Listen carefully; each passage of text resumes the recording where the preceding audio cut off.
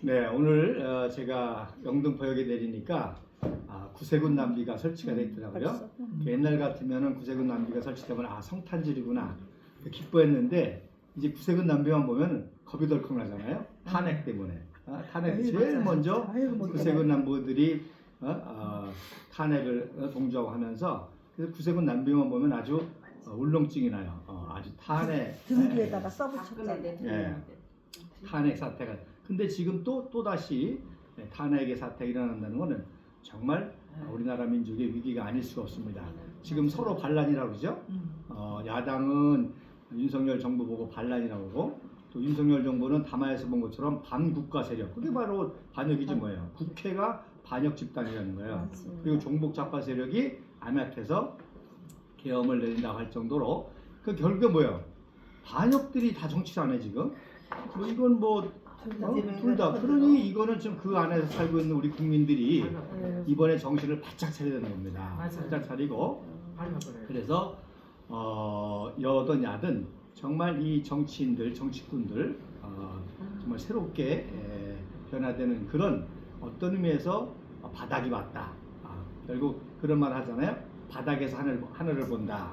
바닥에 처했을 때 비로소 하늘을 보면서 국민들이 진실한 소망을 갈망하게 되고 그때 역사적으로 보면 하나님께서 위대한 지도자를 내셔서 그 위기를 극복하는 걸 볼 수가 있잖아요. 예를 들어서 뭐 우리 역사 가운데 임진왜란 같은 것도 그 일본의 그 침략에 정말 백성들이 그 고난을 당해서 왕이 도망갈 정도로 그 위기에 그 바닥에서 이순신 장군이라고 하는 훌륭한 그런 지도자가 나셔서 그 고난에도 불구하고 우리 민족을 구원했던 역사를 우리가 아실 수 있을 것입니다. 자, 오늘은 좀 우리가 그 공부를 하는 그런 입장에서 이 2차 세계대전 후에 2차 세계대전이 끝났을 때에 한 550여 개국이 있었습니다. 그래서 그 50여 개국이 중심으로 해서 유엔이라는 게 이제 만들어지죠. 그러면서 그 이후로 이제 식민지에서 해방돼 가지고 생겨진 나라가 지금까지 약 한 140개국, 지금 193개국입니다. 소말리아가 얼마 전에 소말리아가 아니라 그 남수단이 생겨서 이제 193개국인데, 그러니까 2차 세계대전 이후에 약 150개국이, 140개국이 생겼단 말입니다. 그리고 기존에 있던 이제 50개국이 있고, 물론 기존에 있던 50국 중에서도 식민지를 가질 정도의 강대국이 있었는가 하면 또 그냥 근근히 살아가는 어려운 나라도 있었겠죠. 그래서 이 2차 세계대전 이후에 약 200개국 가운데 그래도 한때 정말 부유한 나라였다가 꼬꾸라진 나라가 많이 있습니다. 반대로 정말 식민지에서 해방돼 가지고 가난해서 시작했는데 부유하게 된 나라들이 또 있습니다. 그래서 계속 우리가 얘기하는 게 한강이기 즉 대한민국 얘기하잖아요. 그래서 정말 기적과 같이 가난해서 밑바닥에서 완전히 도약해가지고 선진국의 나라는 제가 늘 말씀드린 대로 동양에서는 대한민국, 서양에서는 이스라엘은 여러분 아시겠지만 2000년 동안 나라가 없었습니다. 그리고 이주해 와가지고 황무지에서 지금 정말 중동의 그 조그만 나라가 유럽의 모든 나라, 이란이라든지 뭐 다 상대해서 할 정도로 가는. 그 다음에 이제 조금 규모가 작지만 싱가포르라는 나라. 그 나라는 지금 소득 수준이 지금 7만 뭐 8만 몸으로 세계 1, 2위를 다투는 그런 도시국가예요. 그 외에도 또 부유한 나라를 또 계산하면 한 10개국이 좀 됩니다. 예를 들어서 이제 올림픽 얼마 전에 카타르라는 나라, 그 중동의 사막에 완전 거지 나라였습니다. 근데 뭐 때문에 부유화가 됐어요? 석유 때문에. 석유 때문에 부자가 된 나라가 이제 카타르라든지 이제 그 UAE. 이 UAE도 굉장히 중요한 나라예요. 아랍에미레이트라는 나라가 싱가포르 같은 나라입니다. 그래서 그 나라가 굉장히 제가 자주 갔다 왔고 그런 나라인데, 그런가 하면 그래도 나름대로 한때 잘 살았던 나라가 꼬꾸라져 가지고 완전히 지금 거지 같은 나라들이 또 대표적으로 뽑는다면 한 10개국이 됩니다. 그 중에 대표적인 기적적인 꼬꾸라짐이 북한이잖아요. 그건 너무 많을 것 같아요. 여러분 해방됐을 때 일본 북한에는 지하 자원이 많으니까 모든 산업 시설이 다 북한에 있었습니다.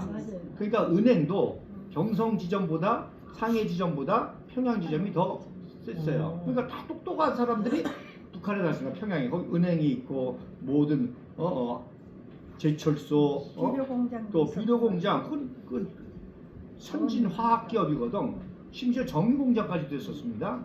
일본이 계속 폭격을 당하니까 중요한 군수 시설 그런 것들을 북한에 설치해 가지고 군수 물자 가져갈 정도였단 말입니다. 수풍수력 발전소. 자, 스풍수력 발전소도 제가 말씀했지만 세계 최대 발전소가 후보 때문에요. 그 나이가 특별히 후보 그게 200만 킬로와트예요. 그 이후로 동양에서 최고가 수풍 발전소입니다. 아시아 최대예요. 60만 킬로와트. 그러니까 그 수풍 발전소는 남한을 한반도로 해서 아니라 만주를 개발하고 잡아먹기 위해서 만드는 거예요. 그러니까 그 수풍 발전소가 그 당시 최첨단 산업시설 아닙니까? 그게 북한에 있었단 말이야. 그러니까 그렇게 잘 싸니까 포퓰리즘이 사회주의가 통한 거예요. 나눠주겠다니까 워낙 풍부하니까 나눠줘도 남어.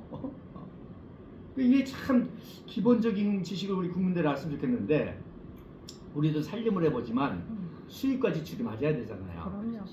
수입과 맞아야 되고 지출은요 감소해 늘어나 계속 늘어나잖아요.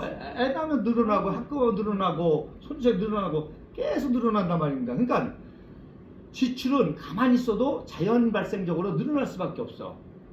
그러니까 관건은 뭐예요? 수입이란 말입니다. 수입을 어떻게 해서든지 만들어내야 이걸 감당한단 말이야. 그게 안 맞을 때 망하는 거예요.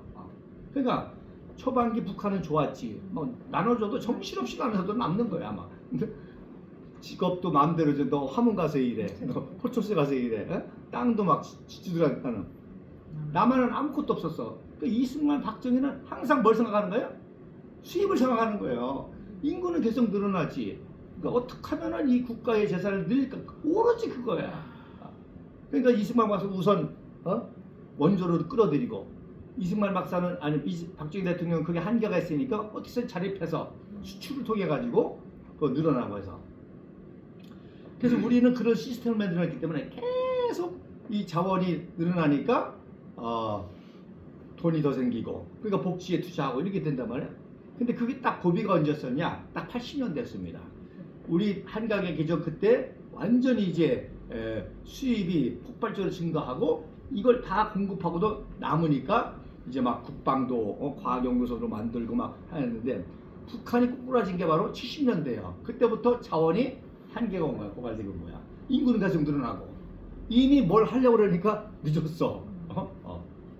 에너지도 부족하고. 그러니까 지금 어떻게 됐습니까? 밥도 굶는 나라가 됐잖아요. 어떤 이 소말리아보다도 더 가는 나라가 됐잖아. 자, 그래서 그렇게 꼬꾸라지는 이유가 성장하는 이유가 똑같겠지, 그지? 그러니까 뭘 잘하면 올라가고 그걸 못하니까 떨어지겠지. 그러면 그런 요소들을 한번 생각해 봅시다. 뭐가 있을까요? 나라가 그렇게 부유하게 되고 또 부유할 때 가난하게 되는 그 요소 중에 하나가 뭘까요? 벌지 않고 지출만 할 때는 복지정책. 그렇지, 복지정책. 대표적인 것 중에 하나가 복지정책입니다. 간단하잖아요. 복지정책 하려면 계속 수입이 생겨야 되잖아. 근데 이거는 신경 안 쓰고 복지만 풀다 보니까 그리고 복지를 한번 베풀어 보면 줄일 수 있어? 못 깎고. 못 깎잖아요. 더 주면 더 주지? 못 깎잖아요. 그리고 똑같이 그러니까 나눠주니까. 포퓰리즘을 하는 나라는 다 망하는 겁니다. 열심히 하는 것도 없어. 포퓰리즘 하면 다 망합니다. 그러면 그래서 또 말씀하셨지만 그 포퓰리즘 문제냐면 단순히 경제적인 문제 아니라 국민들로 하여금 자립심을 잊어버리는 자립심을 잃어버리고 다 얻어먹으려고 그러고 일 안 하고 얻어먹기만 하려고. 그러니까 결국 뭐야 기본이잖아요. 계속 국민들이 일을 해서 생산을 해야 이게 성장하는데 국민들이 일어나고 너도 나도 특히 젊은 애들이 여행에 나가려고 놀고 먹으려고 하니까 망할 수밖에 없단 말이야. 열심히 해봤자. 그러니까 대표적인 게 포퓰리즘이야. 포퓰리즘 해도 정확하게 이제 수익과 지출을 많이 쓰고 또 상대적으로 하고 아니 재벌한테 30만 원씩 왜 줘? 말도 안 되는 얘기지.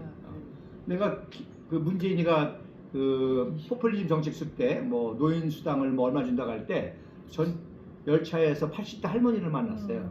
그래가지고 아유 할머니 노인 복지라고 뭐 30만 원씩 준다니까 좋으시겠어 했더니 이분이 정색을 하는 거야. 나도 살림을 해봐서 아는데 무슨 놈의 정권이 맨날 준다는 얘기밖에 없냐는 거예요. 그럼 나라 망한다는 거예요. 퍼주기하고 나가는 그럼 망한다는 거야. 거예요. 자, 그다음에 또 뭐 있어요? 복지정책, 포퓰리즘 또 뭐 있어? 그거 하나요? 아니잖아. 또 뭐가 있어? 그 저기 넘는 있으나 없으나 똑같이 나눠주고. 그러니까 그럼 끝났고 이제. 그다음에 자원이잖아, 자원. 그러니까 자원개발. 왜 카타르 이런 나라가 왜 갑자기 부자가 됐어? 아, 석유가 나오니까 말이야. 그 하루 아침에 물고기 잡아 먹다가 그 석유 자원으로 말이야. 엄청나게 부유가 됐단 말입니다. 그런데 그렇다고 다 선주기 됐냐? 아니잖아요. 리비아는 석유로 부자가 됐다가 거꾸로 졌잖아요. 그게 지금 그다음에 저것도 또 이라크도 마찬가지라. 이라크도 많아가지고 석유 자원이 나가지고 그러니까 중요한 건 뭐예요? 자원이 중요하지만 자원을 활용하는 잘 산업. 활용하고 관리해야 된다는 얘기죠. 맞아요. 그러니까 이걸 못하면은 못 관리해요. 그런 경우를 볼 때 우리나라 같은 건 자원이 있어 없어? 없죠. 없어 있어? 없어요. 있지. 하나 뭐 산업. 그렇지 인력 자원. 그래서 우리는 자원이 없지만 이승만 박정희라고 하는 탁월한 지도자의 인력 자원이 있었고 그분들만 똑똑하냐? 똑똑하니까 똑똑한 사람을 키워서 사회 각 분야에서 활동을 하게 됐겠지. 그래서 재미난 얘기 있습니다. 김영삼이하고 리콴유하고 싱가포르에서 정상회담을 했는데 김영삼이는 맨날 뭐하지? 맨날 조깅하잖아. 맨날 조깅하잖아. 뭐 윤석열이가 또 골프 친다고 뭐라고 말도 하는데 김영삼 맨날 조깅하니까 리콴유가 어떻게 그렇게 맨날 그 조깅하고 운동만 하냐는 식으로 물어보냐 그랬더니 이 사람이 김영삼이가 뭐라 그러냐면 인재는 데리고 쓸 수 있다는 거야. 그러나 건강은 데리고 쓸 수 없기 때문에 건강 관리를 잘 해야 된다고 아주 그럴듯한 이빠른 소리를 했네. 했네 했더니 리콴유가 충격을 먹은 거야. 왜? 똑똑한 놈이 똑똑한 놈을 알아보잖아요. 똑똑한 놈은 똑똑한 사람 알아보잖아요. 그러니까 능력이 모자라도 능력 좋은 사람을 데려다 쓰면 된다는 건데 그 말이 그럴듯한 것 같지만 지도자는 모든 사람 위에 꼭대기 있어야 돼. 맞아요. 그래야 똑똑한 놈을 그럼요. 알고 데려다 쓸 수 있지. 그럼. 그래서 그때 이미 리콴유는 한국이 망한다는 걸 한 거야. 김영삼 정권 딱 들어서면서 한국이 이제 망하기 시작한다. 정말 그렇게 됐잖아요. 그런데다가 리콴유가 이 위대한 싱가포르를 선배들이 피왔다면 눈물로 만들었는데 지금의 젊은 세대는 풍요에서 태어나서 풍요에서 자랐잖아요. 풍요에서 태어나서 풍요에서 자란 청년들이 과거의 선배들의 피왔다가 눈물의 역사를 잊어버리면 국제 경쟁력에서 진다는 거야. 진다는. 그래서 90세에 이 사람이 컴퓨터를 배워가지고 책을 두고 쓴 거예요. 역사책을 두고 쓴 거예요. 근데 우리나라는 반대로 김영삼 때부터 역사 왜곡이 시작됐잖아. 전두환이 죽이지, 노태우 죽이지, 이승만 박사, 박정희 대통령 역사 왜곡하지, 국민교권장 막 그러지 역사가 망할 수밖에 없었던 거죠. 리콴유는 자기가 컴퓨터를 배워가지고 자파를 배워가지고 역사책을 썼는데 그래서 내가 이런 일을 하게 된 계기도 이제 그걸 알기 때문인데 어쨌든지간에 그 자원을 활용한 건 뭐예요? 지도자가 한다면 지도자가. 또 뭐 있어? 또 뭐가 있을까? 국가의 흥망성쇠를 저항하는 요소. 뭐가 있어? 열심히 하는 거. 너무 일찍 나왔어. 그 마지막 결론이. 그다음에 위기 대처 능력이잖아요. 그렇지. 위기 대처 능력. 그거 다 아니 지도자지. 자연 재해도 올 수가 있고, 또 경제 공황이 올 수도 있어요. 뭐 오일 쇼크라든지 이런 거라든지.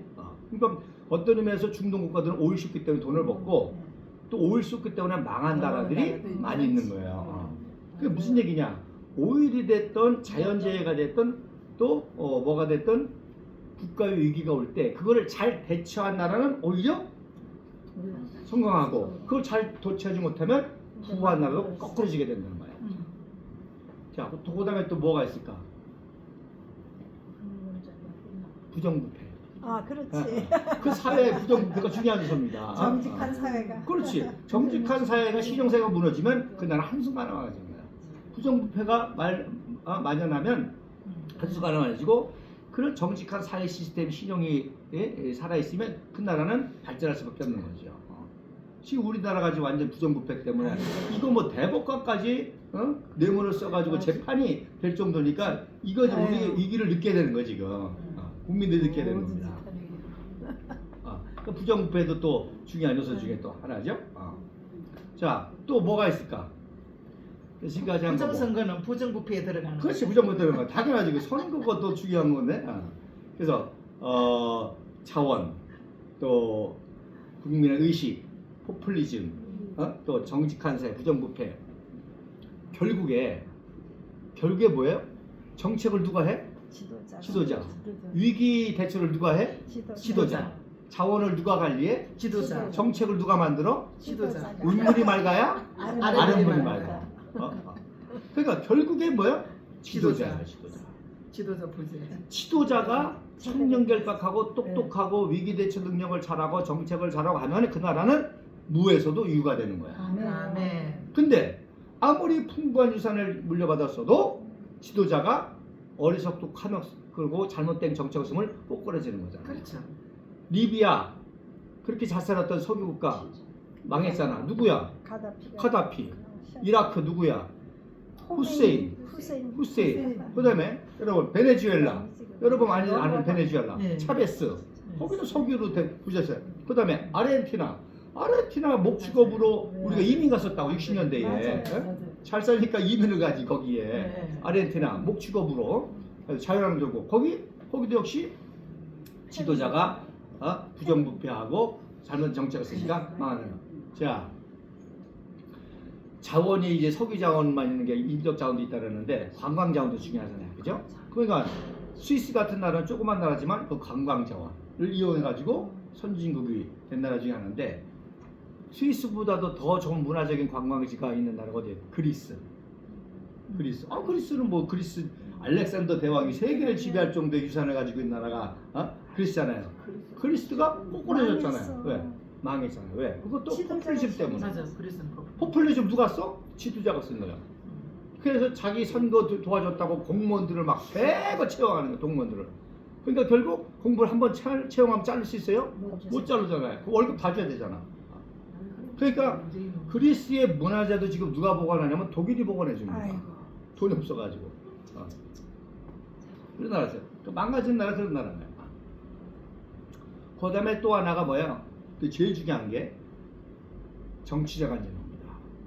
결국 지도자가 뭐야? 정치하는 거잖아요. 정치를 통해서 경제도 개발하고 뭐 문화도 하고 국제 외교도 하고 국제 통상도 하고 뭐 한미 동맹도 맺고 하잖아요. 근데 정치적으로 불안하면 망할 수밖에 없어요. 왜? 정쟁하느라고 다른 것들을 못 하니까 망하게 돼. 그 정쟁이 심하다 보면 뭐가 돼요? 내전이 일어나요. 그럼 망하는 거죠.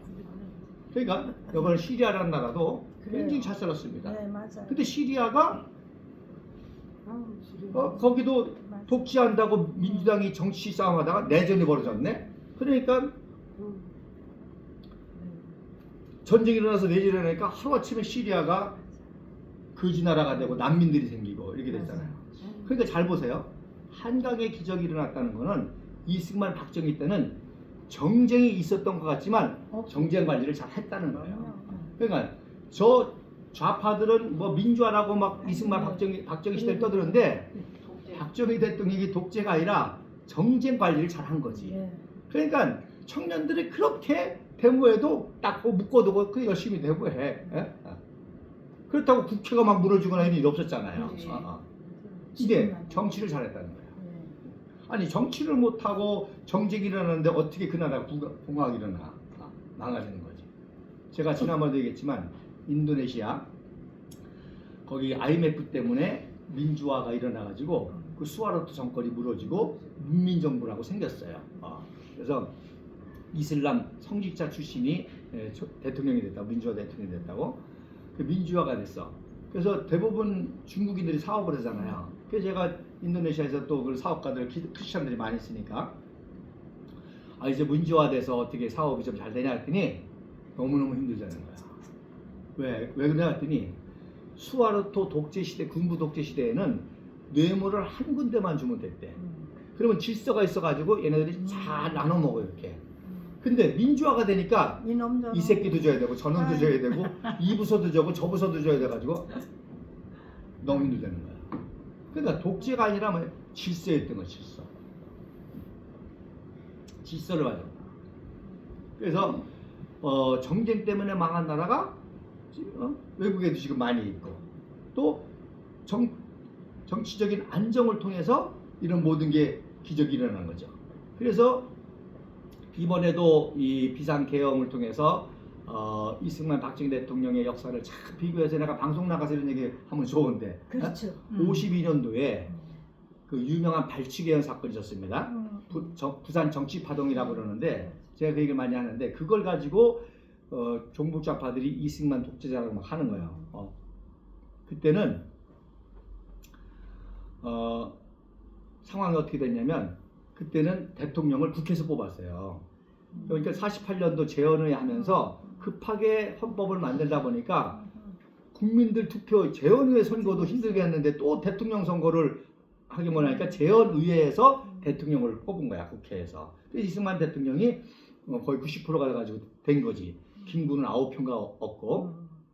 그래서 국회에서 뽑았단 말이야. 자 4년이 지나고 52년도야. 52년도면 지금 뭐 전쟁 중이야. 전쟁 중에. 그리고 또 휴전을 앞두고 있어가지고 고지전에서 청년들이 피 흘려고 막 싸울 때란 말입니다. 생존을 위해서. 그런데 국회의원들이 뭐라 그래 작당해가지고 국회에서 이승만 내쫓고 장면이나 조병호 대통령 세우자. 아니면 이번 기회에 내각제를 바꾸자. 그래서 이승만을 그냥 형식적인 그냥 대통령을 세우고 실권 총리를 장면이나 조병호를 세우자. 그러니까 국민들이 난리가 났지. 그렇잖아요. 아니 지금 전쟁 중에 자기 아들들은 전쟁 가서 피 흘리고 있는데 국회의원들이 정권 노릇하고 권력 차지하려고 하니까 말이 안 되잖아요. 그래가지고 국민들이 들고 나서 국회의사를 외친 거예요. 국회의사를 외친 거예요. 전쟁 중에 데모를 했습니다. 태극기 집회하는 거예요. 부산에서. 국회의사라고 막 반역적 국회의사라. 그리고 국회의원 소환하라고 소환장을 막 수만 장을 막 만들어가지고 청와대에 보내고. 이승만 박사가 국회의사 하면 쉬워. 국민들이 하라 그러니까. 근데 차마 자기가 재헌의회 의장이었고 자기가 만든 이 국회를 해산하는 게 불명예스럽잖아요. 그래서 방법을 생각한 게 비상계엄입니다. 그 합당한 게 뭐냐면 지금 전쟁 중이잖아. 그렇죠. 전쟁 중인데다가 또 후방 지역에서는 빨치산이 왜 이렇게 난리야. 그렇죠. 그리고 심지어 여러분 이승만을 제일 미워하는 게 누구야? 김일성이잖아요. 그렇죠. 그러니까 김일성이가 야당을 쑤셔가지고 이승만 내쫓으려고 공작을 한 거야. 공작금을 내준 거야. 공작금을. 그다음에 일본도 이승만 박사 골치 아프거든. 왜 자꾸 일본에 배상금 받으려고 그러고 그러니까 일본도 이승만 대도 부담스럽고. 그다음에 미국도. 말할 것도 없지. 아이 미국은 이게 말을 안 듣네. 자기네들이 돈 대주고도 돈도 제대로 못 써. 이승만 예를 들어서 가난하다고 국민들 가난하니까 밀가루 사주려고 돈도 보내주면 우리는 못 먹고는 살아도 못 배우고 못 살아. 그 돈을 유학을 보내네. 이해가 안 되는 거야. 자기네들 돈 주고도 쓰는 거는 이승만이 마음대로 쓰고. 뭐 그런 거부터 해서 또 휴전하려고 그러는데 말을 안 됐잖아. 그 심지어 이승만 박사를 제거할 생각, 암살할 생각까지도 했는데 이번 기회에 그렇다고 하면 정권 바꿔서 말 잘 듣는 장면이나 조병호 세우려고 미국도 관여를 한 거야. 그 이승만 박사가 참 대단한 그걸 다 알면서 그래가지고 무초대사를 불러가지고 가방 007 가방을 딱 열어. 그랬더니 뭐가 달러가 나온 거야. 국회의원들이 공작금을 받았다. 북한에서 공작금 받았다. 사실 미국 돈이거든. 그 뭐야? 미국에서도 공작을 한 거야. 근데 모른 척하고 야, 이 국회에도 아니 북한에서 드론 공작하는데 있긴 있는데 홍콩을 통해서 근데 일부러 이제 보여주면서 야 이게 어떻다. 그러니까 무초가 아이고 실패했다. 그래서 인정을 해준 거예요 발치기를. 그래가지고 국회를 설득하게 해서 대통령 직선제를 그때 만들고 그 다음에 상하 양원제로 만들자. 그 대신에 상하 양원제는 지금 힘드니까 나중에 하기로 하자. 그래서 이 비상계엄을 하고 그걸 통과시키려고 국회에 반역자들이 버스 타고 오는 걸 헌병대가 버스를 통째로 잡아간 거야. 그걸 가지고 독재를 하는 거지. 그거 아니지 왜? 계엄령 하에서 그럼요. 정치활동을 금지하면서 그런 반역적 국회의원 조사하려고 잡아가니까 아니지. 그리고 말하면 링컨도 반역자지. 링컨도 남북 대통령의 그 유명한 하베아스 코르프라는 게 있습니다. 그게 인신 내 몸은 내 것이라는 거예요. 그러니까 함부로 체포 구금을 할 수가 없어. 영장이 있어야 되는데. 근데 링컨 대통령도 맞아요. 남북 전쟁을 해야 되고 하니까 그걸 반대하는 국회의원들을 잡아간 거예요. 그게. 그러니까 링컨도 이승만이 독재자면 링컨도 독재자지. 그렇죠. 근데 링컨 독재자 그러나 아니잖아. 오히려 영웅이지. 연방을 살리고 남북 전쟁을 승리하고 노예를 해방하고 연방을 살리고 위대한 지도자 그러지. 그런 정치적인 행위였단 말이야. 그런 정치적인 행위를 야당들은 국민들을 속이고 정권 탈주기 위해서 독재라고 지금까지 속인 거죠. 얼마나 그래서 간단하게 해결했단 말이야. 그거 다 풀어주고 석방하고. 그러니까 저 같으면 나 같으면 저 같으면 내가 그 당시 이승만 대통령은 난 국회의원들 다 사형시킬 것 같아. 이상해가. 아니 지금 청년들이 맞아. 지금 우리가 그럼 피 흘리고 전방에서 피 흘리고 있는데 고지전 백마고지에서 피 흘리고 하천발전소 차지하려고 피 흘리고 그런데 이놈의 새끼들이 내각제로 반역을 하려고 그래? 반역죄로 다 사형시킬 것 같아. 사형시킬 거. 이승만은 성자입니다. 성자. 국회에서는 안 시키고 발치개헌을 해결한 거야. 그 다음에 박정희 대통령 무혈혁명이잖아요. 그렇죠. 피 흘린 사람이 없어. 맞아. 세상에 혁명하는데 군사작전인데 얼마나 완벽하게 국사작전을 했는지 피 흘린 사람이 없는 무혈혁명이야. 그리고 한강이 기조를 일으켰잖아요. 그리고 계엄을 몇 번 했지만 계엄에서 사실 불이익을 난 사람은 다 종북 좌파들입니다. 맞아요. 다 그렇죠. 인혁당 사건 무슨 그렇죠. 사건 다 관련된 애들이야. 하도 지랄하니까 그렇게 해서 잡아는 거거든. 그래서 이 지도자가 중요해요. 우리나라가 지금 이거를 국민들이 깨달을 때가 된 거예요. 아멘. 말씀드린 대로 한순간에 나라가 꼬골할 수 있습니다. 아멘. 사실 미국도 위기였잖아요. 그럼요. 그러니까 트럼프 대통령이 이 미국을 다시 한번 살려보자고 말이야. 미국도 얼마든지 무너질 수가 있는 위기를 느끼고 트럼프가 미국을 다시 위기하자고 메이크 아메리카 그레이트 어게인이라고 하는 그런 표준으로 미국도요 얼마든지 국가할 수 있습니다. 아유, 넘어지기 그래서 직전이었지. 제가 트럼프 되기 전에 그 얘기했잖아요. 그 제주도에 하와이 같은 미군 부대 해군 기지 세우자는 트럼프가 당선되자마자 미국이 어느 정도 문제냐면 미국의 항공모함이라든지 선박을 수리할 수 없는 지경까지 온 거야. 그러니까 한국이 선박 기술이 세계 1위잖아요. 그러니까 한국에 도움 요청하는 얘기 했잖아요. 나도 좀 영감이 있나 봐. 그러니까 그때 하셨어. 제주도에다가 하와이와 같은 해군 기지를 세우면 당연히 선박 제조 건조 다 하는 거 아니야. 그럼 이거 하나만 해도 우리나라는 미국과 동등한 수준으로 경제, 군사 모든 면에서 발전합니다. 아멘. 최고의 엔지니어들이 들어가고 그러면서 거기 사람들이 관광자원이 되고 해군이 되고 국방안보가 튼튼해지고 그러니까 이거 하나만 해도 정말 우리나라를 살리는 한미동맹 강화가 되고 경제가 살아나고 미국도 살리고 우리도 살고 우리도 꽃평으로 우리도 항공모함 하나 만들고 평화의 목적으로 또 원자력 발전선도 만들고 그러면 뭐 이거는 뭐 어마어마한 사건이 일어나죠. 제주도에 해군 기지 있잖아요.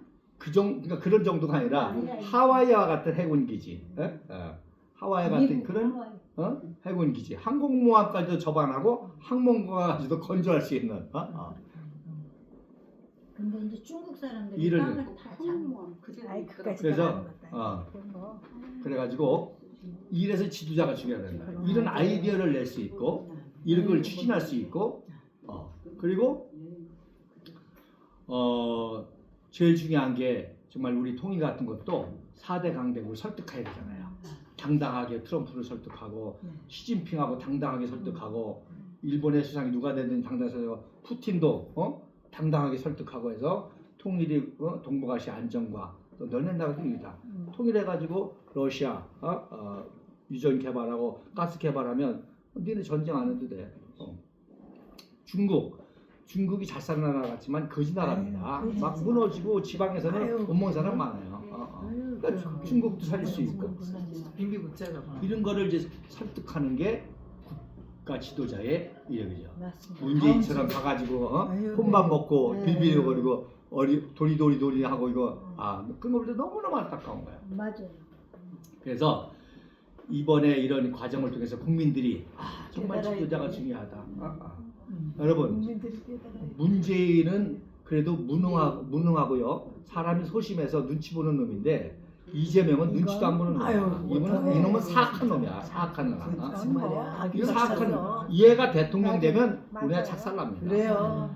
그 문재인 아무나 어, 대적인 거야. 문재인 때만 해도 200명을 죽였는데 이재명이 더 그렇고. 아마 이재명은 한 2,000명을 죽였을 맞아. 거예요. 아주 사람 죽이는 거. 그다음에 윤석열을 우리가 그렇게 기대하고 그래도 무너졌는데 과감하게 해야 되는데 못하잖아요. 어쨌든 이렇게라도 하는 거는 다행이긴 해요.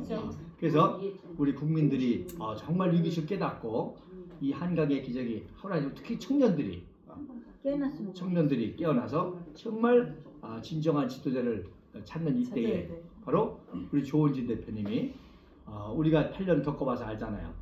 조원진 대표님이 국회의원도요 보통 국회의원 한 게 아닙니다. 맞아요. 그런 노동개혁, 연금개혁을 개혁을 하잖아요. 그거는 여러분 아시는 대로 야당하고 설득을 시켜야 돼요. 맞아. 그러니까 추미애를 설득시키고 정청래를 설득시키고 대단한 능력이잖아요. 그 다음에 전략기획본부장을 했기 때문에 전략기획 국가 전체에 대한 예산을 이분이 다 또 관계했던 분입니다. 그러니까 국가 예산을 다. 국가 예산을 전략으로 하고 또 국가 예산을 검토하고 하는 그런 국가적인 큰 전략이 있었고 제가 또 감동을 받은 거는 초선의원 때 중국 사업을 했고 중국을 잘하니까 시진핑이 부주석 때 한국을 왔을 때 박근혜 대통령이 이명호 대통령인가 박근혜 대통령이라고. 이명호 대통령이 초선의원 때니까 그래서 시진핑을 접견하게 했는데 제가 그 시진핑하고 악수하는 모습에 감동을 받은 거예요. 이게 악수 심리학이라는 게 있잖아요. 악수 심리학. 악수라는 게 국제 그 맞아. 원수들 사이에서는 악수 심리하는 게 있어요. 악수를 통해서 누가 우위에 있느냐, 맞아. 누가 밑에 있느냐. 그러니까 여러분 악수할 때 옷깃을 이제 이렇게 하잖아요. 존경한다는 거거든요. 옷깃을 여민다는 거. 또 이렇게 두 손을 대는 다정하다는 거거든요. 또 위에서 엄지를 누르는 식은 제압하거든요. 그래서 깜짝 놀란 게 초선 국회의원이 중국의 부주석 시진핑하고 맞짱 뜨는 악수를 보고 야 이분은 대단한 분이구나. 그야말로 국가 지도자 까는구나. 아마 여러분도 다 그렇게 느끼셨을 거예요. 우리가 태극기 집회할 때 조원진 대표가 탈 때 처음 나왔을 때 그때 이미 그런 모습을 봤을 거야. 저분은 이승만, 박정희, 박근혜 대통령이 이어서 국가 지도자가 될 우리가 다 알았지만은 박근혜 대통령 살리는 게 문제니까 얘기는 안 한 거지. 조원진 대표님도 철저하게 박근혜 대통령 하나 살리려고 대선 나온 것도 두 번 다 나온 것도 그렇고 총선 나온 것도 그렇고 우리가 뭐 국회의원 되고 대통령 되려고 한 게 아니라 박근혜 대통령 살려보려고 그 진실을 알리려고 나온 거잖아요. 근데 박근혜 대통령이 유영아 때문에 저렇게 되면서 우리는 우리의 본래의 목적 왜? 이승만, 박정희, 박근혜 대통령 뒤를 이어가지고 보수파의 지도자로 자유통일까지 이룰 수 있는 그러한 위대한 한강의 기적, 대동강의 기적을 일으킬 것 같은 그 사명을 이번에 받게 되고 그걸 이제 우리가 구체적으로 주장하게 되는 거예요. 그래서 이런 확신을 가지고 우리 국민들이 정말 이 지도자가 중요하다는 것을 깨닫고 그 지도자의 지혜로 탁월함, 청렴결백함, 애국애조 어떤 의미에서 정치란 뭐냐? 간단해. 정치란 권력을 어떻게 쓰느냐고요. 권력을 가지고 자기와 자기 가족이 사리사욕을 해서 쓰느냐, 아니면 나라와 민족을 위해서 쓰느냐, 그게 정치거든요. 아멘. 그러니까 둘 중에 하나인 거예요. 권력을 제대로 못 쓰면 자기 자신의 부귀영화를 위해서 쓸 수가 있는 거예요. 그렇지 않으면 나라와 민족을 위해서 둘 중에 하나입니다. 네. 그러니까 권력을 줬는데 그 권력을 자기를 위해서 안 쓴다면 얼마나 인내심이 필요해. 그렇죠. 쓰고 싶어 하는 생각. 그래서 재미난 게 왜 박원순이라든지 안희정이라든지 권력자들이 왜 음란에 많이 빠지느냐. 그게 권력의 하나의 형태입니다. 자기 권력을 주면 쓰고 싶거든. 힘을 쓰고 싶거든. 그 전형적인 게 바로 성추행으로 나오는 거예요. 그 얘기를 무슨 얘기냐. 모든 지도자들의 그런 유혹이 있는 거예요. 그걸 절제하려면 대단한 절제력과 함께 나라와 민족을 위해서 써야 된다고는 그 사명감에 철저하지 않으면 다 그렇게 변질되는 거예요. 맞아. 그러니까 이재명이가 법카를 지 용돈 쓸 때 쓴 거 아니에요. 맞아요. 그런데 걔한테 대한민국 예산을 맡겨봐. 네. 아이고. 걔한테 대한민국 예산을 맡겨봐. 아유, 거덜나. 여자가 보통이네. 거덜나는 거야. 그게 김일성, 김정인, 김정이잖아요. 김정은이 김정이잖아. 그래서 결론적으로 말하면 그 부했던 나라들이 왜 망했어? 권력자들이 다 자기 그거를 자기 사력으로 쓰게 되니까 망해된 거고. 그러니까. 왜 기적이 일어났어? 그 모든 권력을 가지고 오로지 나라 민족을 해서 하니까 부유해진 거고. 기적이라는 거예요. 아멘. 그러면 그런 사명만 있다고 기적이 일어나냐? 말씀드린 대로 천년결백해야지. 지도자가 천년결백하니까 이승만 박사 앞에서 부정부패 얘기를 못해. 박정희 얘기를 못해. 난리가 나니까. 그렇지. 맞아. 박정희 대통령이 참 훌륭한 게요. 딱 일을 맡겨. 예를 들어서 워커일 해.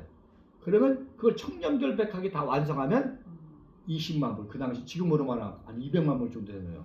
다 사례를 줍니다. 정치가 그렇게 쓴 거예요. 나 뭐 선거에 도와달라고 돈 쓴 게 아니라 일을 딱 맡기고 그걸 완성하면 20만 불.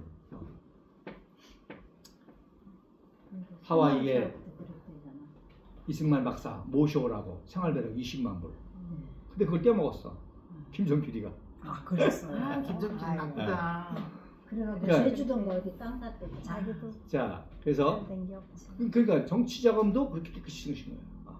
뭐 이승만 박 말할 것도 없고. 이승만 박사는 심지어 정치 자금 영수증까지 써준 사람입니다. 어떻게 썼다고? 이러니까 기적이라는 거지. 그 다음에 또 하나는 탁월한 지혜입니다.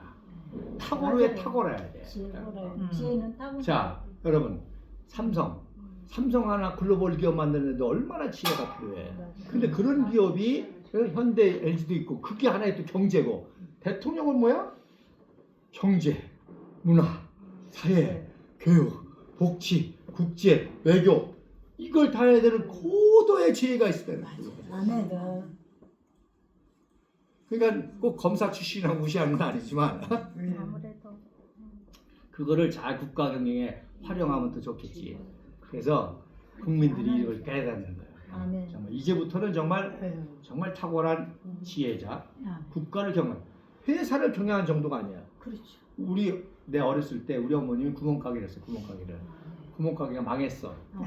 왜 망했냐면 내가 학교 갔다 오면서 다 집어먹어가지고 애들이 집어먹어가지고 그러니까 무슨 얘기냐? 옛날에 무슨 얘기냐? 형제가 구멍가게 하나 운영하는 것도 쉬운 게 아니야. 맞아요. 개척교 하나 개척하는 것도 쉬운 게 아니야. 아멘. 그런데 이거 기업 정도가 아니라 그런 수많은 나라를 기업, 그냥 중소기업, 가지고, 소기업, 상공인, 저상공인, 농업, 아유. 목축, 원자력, 경제, 그 다음에 문화, 사회, 교육, 스포츠. 엄청나다. 그러니까 국가 지도자 네. 엄청나야죠. 머리가 좋아할 정도가 아니라 엄청 좋아야 되는 거야. 그러니까 많은 사람들 걱정하잖아. 구수해가지고 사시해가지고 대통령 제대로 할까. 국민들이 이제 깨닫고 얼마나 힘들지 정말 그걸. 이승만 박정희가 얼마나 위대했는지 깨닫고 그런 지도자가 새롭게 나와서 이 무너지는 대한민국을 구원하고 장기통일까지 가고 말씀드린 대로 트럼프, 시진핑, 푸틴, 일본 4대 강대국 지도자들 다 당당하게 설득하고 해서 통일까지 갈 수 있는 이런 지도자, 바로 우리가 그걸 위해서 같이 지금까지 왔다는 사명을 그럼요. 가지고 아멘, 우리가 하나로 아멘, 나갈 수 있기를 바랍니다. 아멘. 기도하겠습니다.